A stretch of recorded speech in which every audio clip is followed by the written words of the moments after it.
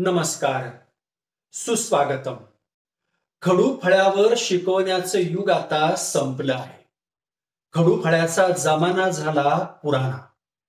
21व्या शतकातील मुलांना शिकवण्यासाठी पारंपरिक अध्यापन आता पुरेसं नाही. रयतमध्ये आधुनिक तंत्रज्ञानाचा होतोय वापर. शिक्षणाचा नवा चेहरा म्हणजे smart classroom, smart interactive panel, chalk, duster न वापरता डिजिटल पद्धतीने अध्यापन. रयतच्या प्रत्येक शाळा महाविद्यालयात या आधुनिक सुविधा देण्यासाठी रयतचे कर्तव्यदक्ष पदाधिकारी व अधिकारी कटिबद्ध असून प्रयत्नांची पराकाष्ठा करत आहेत. रयत शिक्षण संस्थेचे दूरदृष्टीचे पदाधिकारी व अधिकारी यांनी काळाची पावले ओळखली, नवे काळाच्याही पुढे वेध घेतला आहे. जगभरातील बदलत्या शिक्षण प्रवाहाची कास धरली.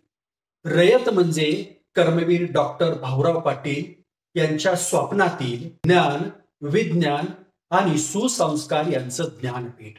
गुणवत्ता आणि नाविन्यपूर्ण उपक्रमांची खाण, त्याग आणि समर्पण याचं दुसरं नाव म्हणजे रयत सेवक.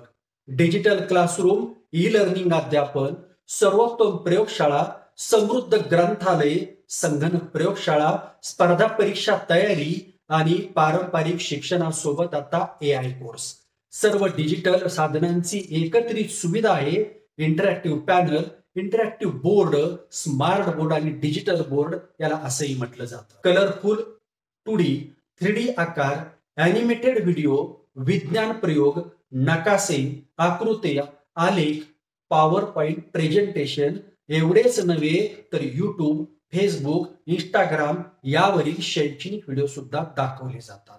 इंटरनेट, विविध शैक्षणिक ऍप्स, PDF यांचा वापर करून दृश्य आणि श्राव्य अध्यापन केलं जातं.